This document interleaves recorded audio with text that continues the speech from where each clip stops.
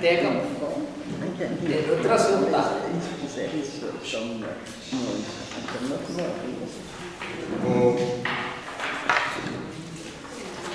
Alors aujourd'hui, nous allons aborder le Rudra Sutta. Vandaag beginnen we met Rudra Sutta.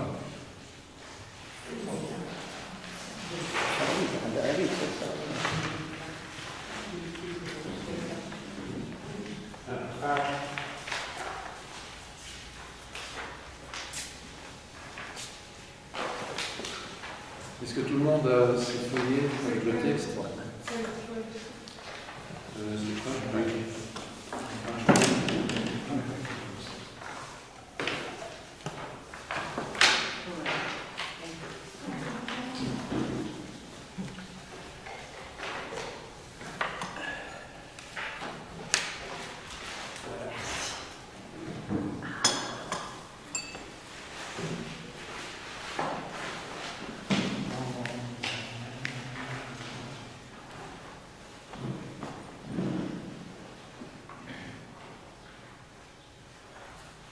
So during our yoga living program, we have studied, first we have studied Purusha Sukta, and then Sri Suktam, and Saraswati Suktam, so far. Dus gedurende onze laatste yoga-living hebben we al bestudeerd Purusha Suktam, Sri Suktam en Saraswati Suktam. Jusqu'à présent, nous avons étudié lors de nos différents yoga living, d'abord le Purusha Suktam, puis le Sri Suktam, puis le Saraswati Suktam.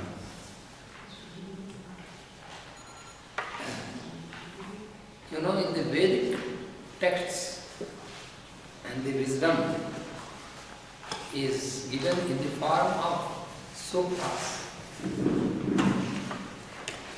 De Vedische teksten die werden gegeven onder de vorm van suktas. Vous savez, les textes védiques, ils ont été donnés sous la forme de suktas.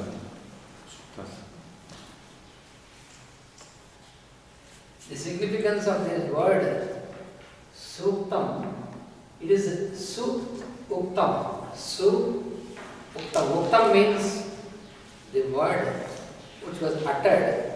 Suk-uktam means the word which was meaningfully, properly uttered. Dus de betekenis van suktam is suktam met een lange oe, is een samenstelling van suk-uktam, wil zeggen mooi, en uktam is uitgesproken, dat wil zeggen het woord dat mooi werd uitgesproken. Suktam vient des deux mots su, uktam, et cela signifie les mots qui ont été merveilleusement et exprimés avec signification. You have, you know, earlier, in our earlier sessions of yoga living, I had explained you about the classification of the basic wisdom into four classes, the four types of texts. In de vorige yoga livings hebben we dus reeds uitvoerig ingegaan op het feit dat de teksten de wijsheid in vier klassieke onderdelen bestaat. Donc, lors des yoga living précédents, nous avons vu que la sagesse des textes ont été divisés en 4 parties.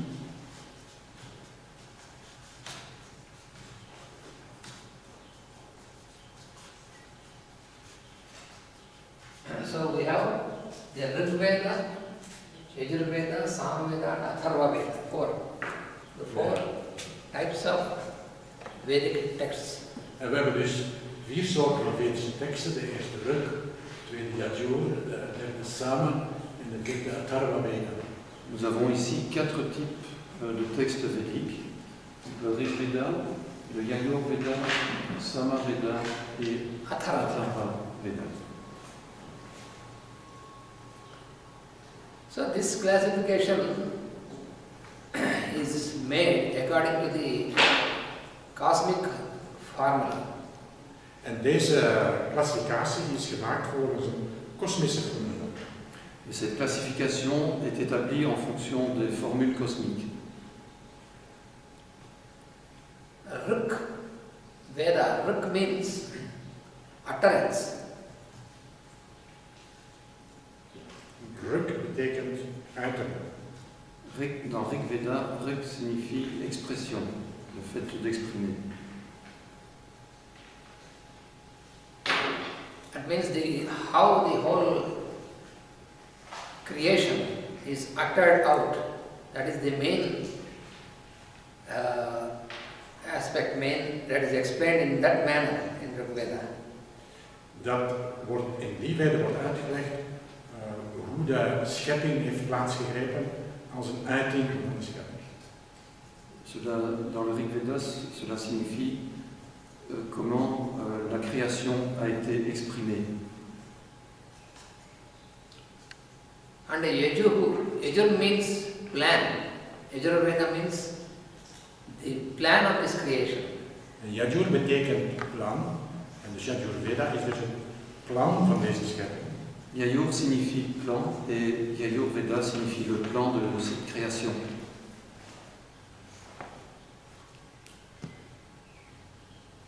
And Sama means the music or the rhythm. So Samaveda explains about the music or the rhythm of this creation. En Samaveda betekent de muziek of het ritme van deze schepping. Sama signifie musique, rythme, et la Samaveda c'est le rythme, la musique de cette création. And then Atharva means the application. So all the applicability of this Vedic wisdom into our life, that aspect is what is dealt with in Atharva Veda. En Atharva betekent toepassing. Dat wil zeggen, dat is de praktische toepassing van al deze wijsheid in ons leven. Et Atharva signifie application, donc c'est l'application de toute la sagesse dans notre vie.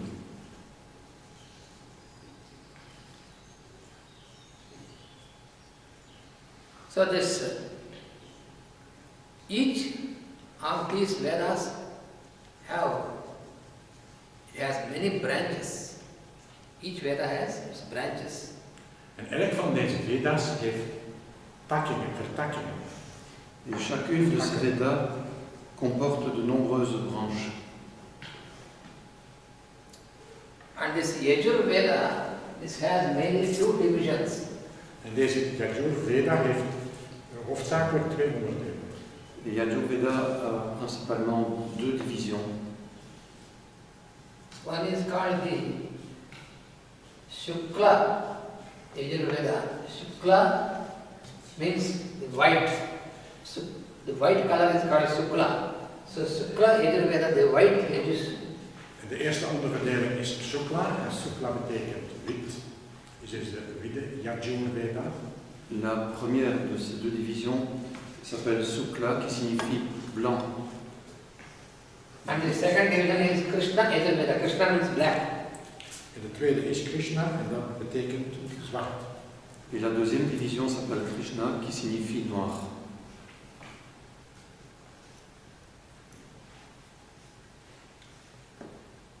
So this, the Purusha Sukta, which we have studied first at the beginning, that Purusha Sukta is found in the Rig Veda as well as in the Yajur Veda also. En Purusha Sukta is dus in de Rig Veda evenals in de Yajur Veda aanwezig. Et le premier suttan que nous avons étudié, le Purusha Suttan, est présent aussi bien dans le Rig Veda que dans le Yajur Veda. And the second one which we have studied, the Sri Sukta, also you find in the Rig Veda and also in Yajur Veda. En de tweede die we bestudeerd hebben, de Sri Sukta, tref je eveneens in beide aan, in Rig en Yajur Veda. Également le Sri Suttan, le deuxième que nous avons étudié, figure à la fois dans le Rig Veda et le Yajur Veda. And this Rudra Sukta that belongs to Yajurveda. En deze Rudra Sukta die hoort thuis in de Yajurveda. Mais ce Rudra Suktam que nous allons voir, lui fait partie du Yajurveda.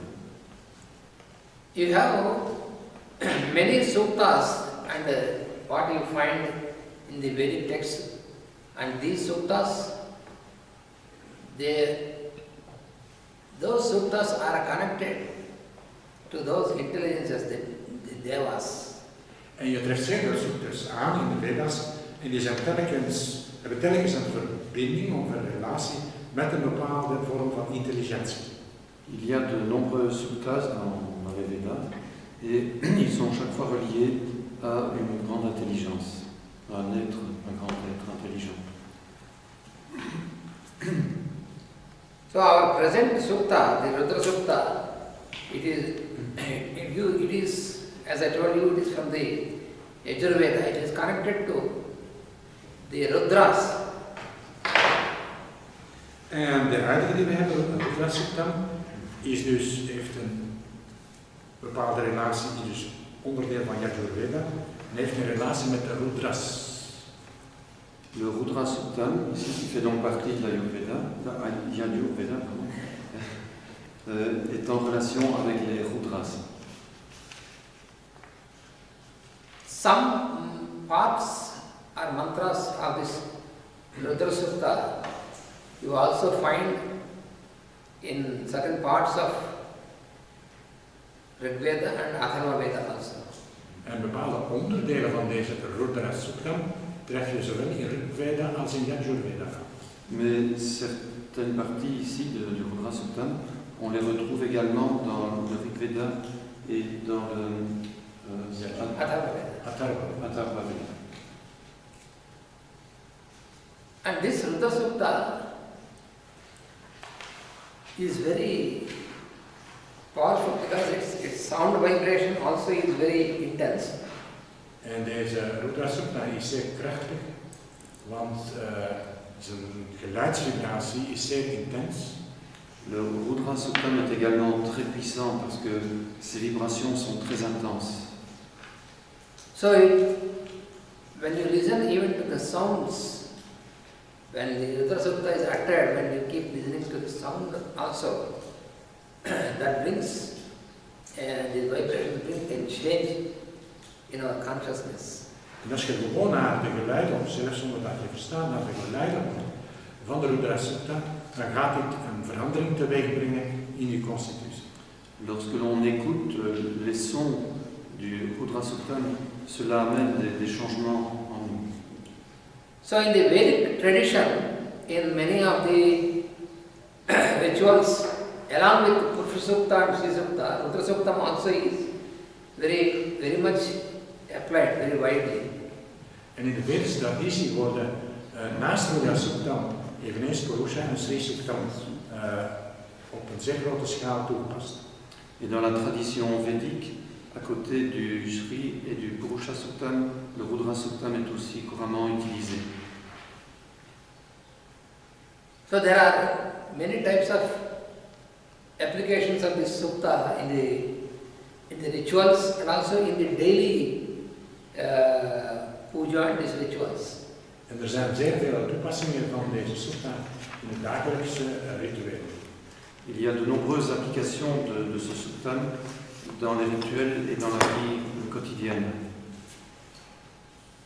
There are different rituals, for example, there is one called Maharudra,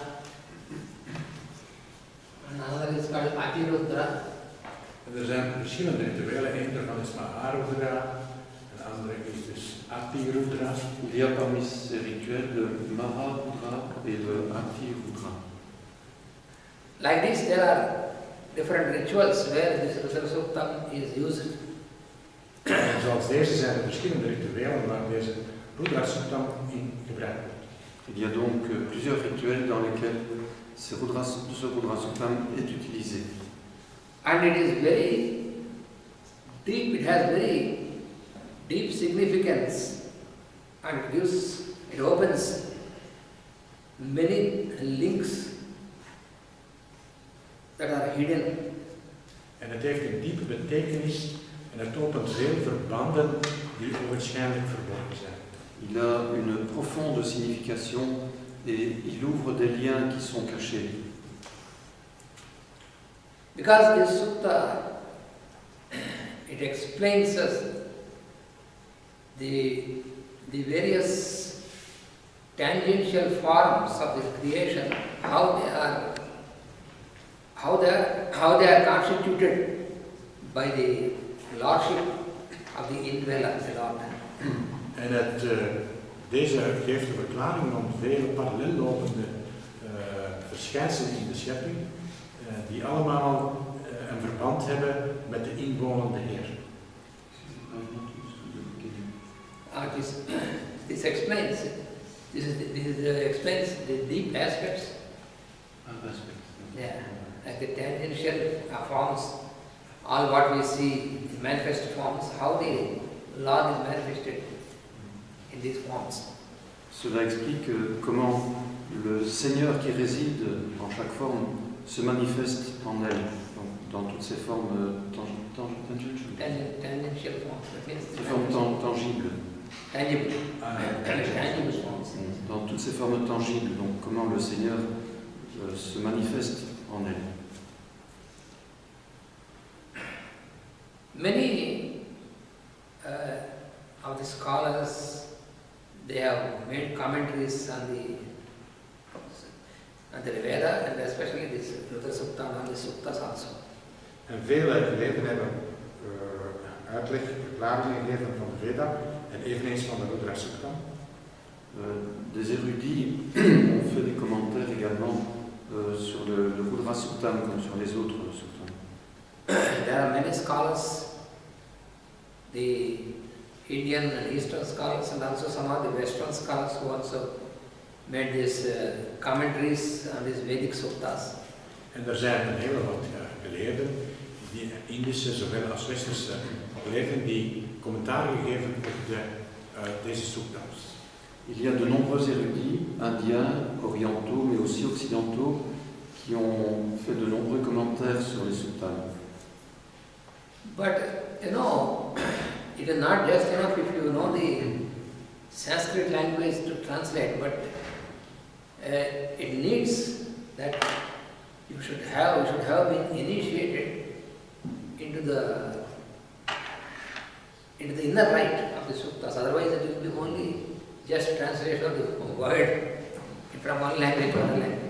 En dus een commentaar kun je niet enkel geven door gewoon letterlijk te vertalen, niet vanuit een linguïstisch standpunt, vanuit een taalkundig standpunt, maar je moet eveneens het licht dat erin verborgen zit weten te ontdekken.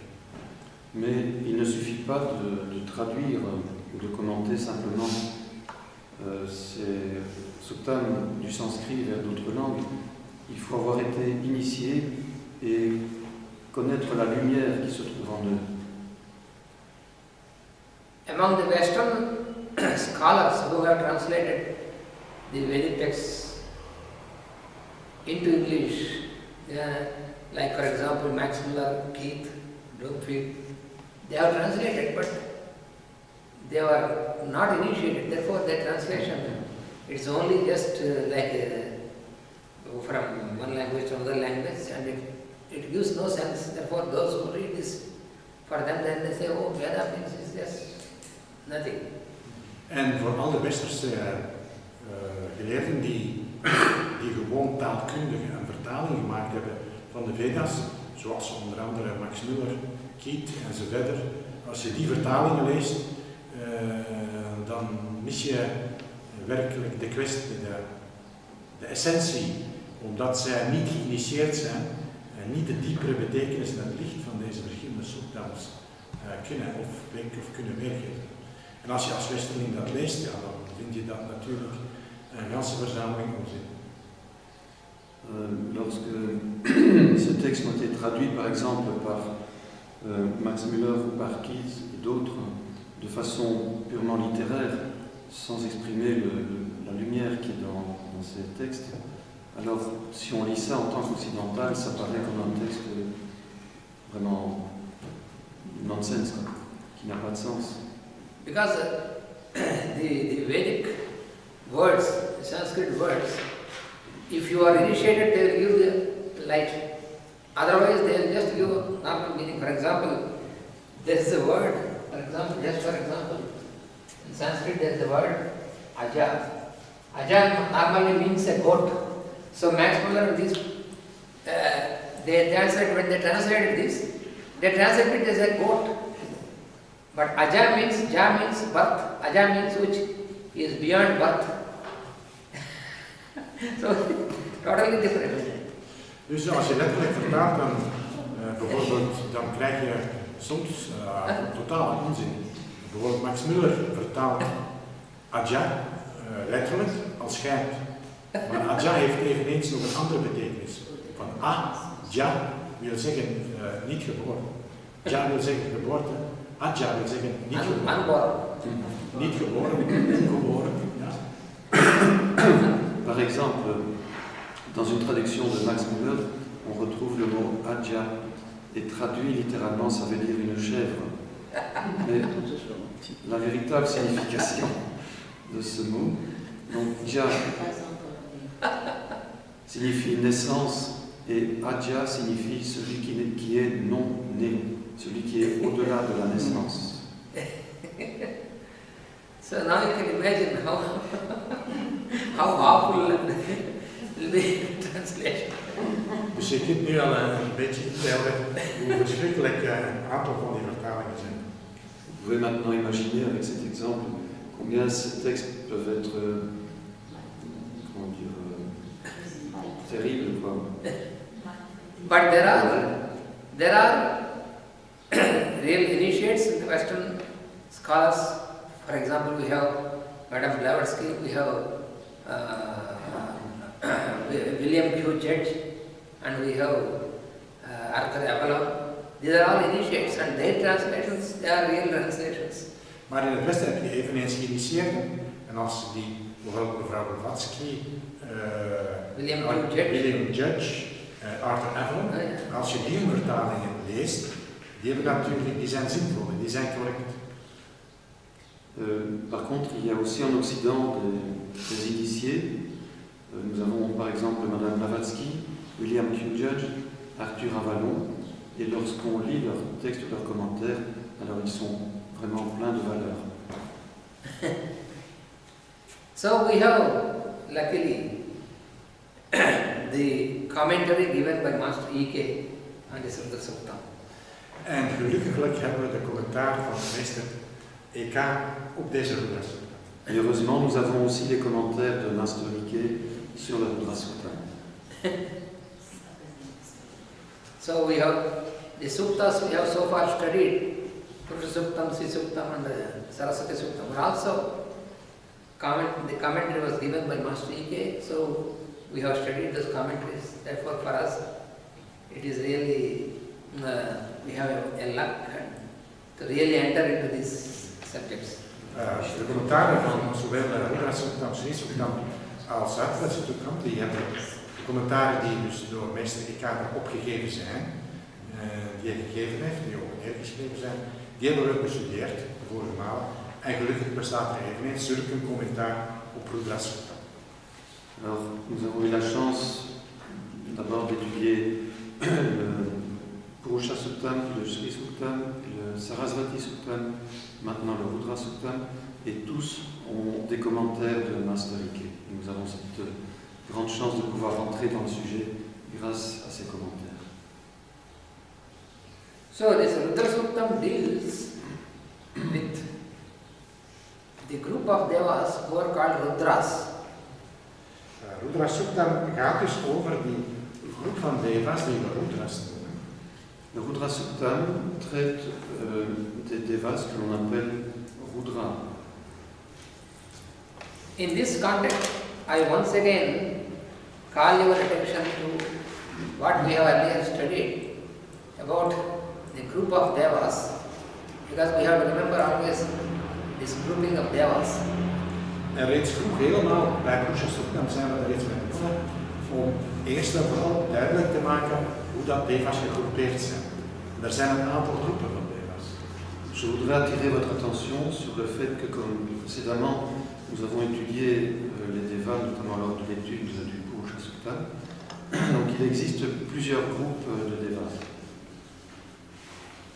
So we have one group is called Adityas, that means lords of radiation. Eén groep, de eerste groep, wordt Adityas genoemd. Dat zijn dus de heren van straling. Le premier groupe, ce sont les Adityas, ce sont les seigneurs de la radiation.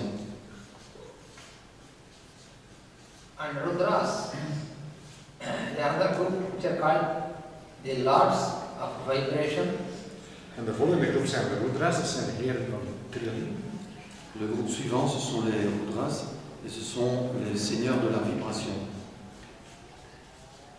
And then we have another group of devas who are called Vasus. Dan hebben we de volgende groep van devas, die Vasus genoemd worden. They are called lords of materialization. Dat zijn de heren van materialisatie. Le troisième groupe de devas, ce sont les Vasus, et ce sont les seigneurs de la matérialisation.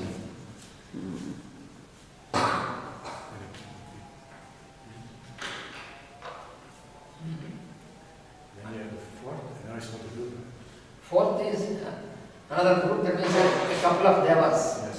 They are called Ashwins. En dan heb je een vierde groep en dat zijn Ashwins.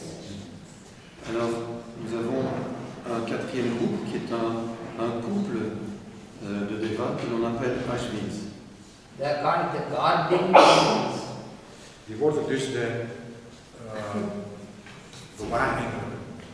On les appelle les anges gardiens. So we have in Aditya's number is 12 and the Rudra's number is 11 and Vasu's number is 8 and Ashwins there are 2. Dus als we nu beginnen optellen in elke klas hoeveel er zijn, Adityas zijn er 12, Rudras zijn er 11, Vasus zijn er 8 en Ashwins, de tweeling, dat zijn er 2. Alors, les Adityas sont au nombre de 12, les Rudras au nombre de 11, les Vasus au nombre de 8 et les Ashwins, donc un couple, au nombre de 2. Totally it makes 33. En in totaal 33. Ce qui fait un total de 33. So now the Rudra Sukta deals with this group, the Rudras. Rudras is because they are, this is Vasus are the lords of materialization, so that is the plane of matter, what they govern. And this is the plane of vibration. And this is the plane of radiation, the 3 planes. Dus de Rudras die gaan over feitelijk het middengebied, over trilling, terwijl de hogere de Adityas gaan over straling en Vasus gaan eerder over het materiële vlak, over het vlak van de materialisatie. Dus de Rudras die staan er ergens tussen de beiden. Les Rudras se trouvent ici entre les deux, donc c'est un groupe médian qui se trouve entre les devas de la matérialisation, qui travaillent sur le plan de la matière, et les devas qui se travaillent sur le plan de les seigneurs plutôt sur le plan de la vibration, les Adityas. So this Rudra Loka, the plane in which Rudras they are existing and they are working, that plane, that is also called what you call the etheric plane. Dus het vlak waarop de Rudras werken wordt eveneens het etherische vlak genoemd. Bij ons is dat het etherische lichaam. Le plan sur lequel les Rudras travaillent, c'est le plan éthérique, le plan de l'éther.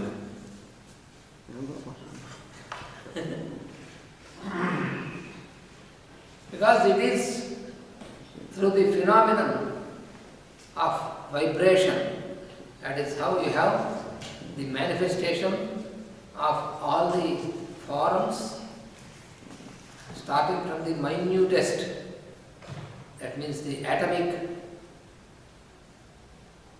So all these structures, because of the phenomenon of vibration. Dus dit vlak is het vlak van vibratie, wat alle andere verschijnselen teweeg brengt, alle andere vormen teweeg brengt.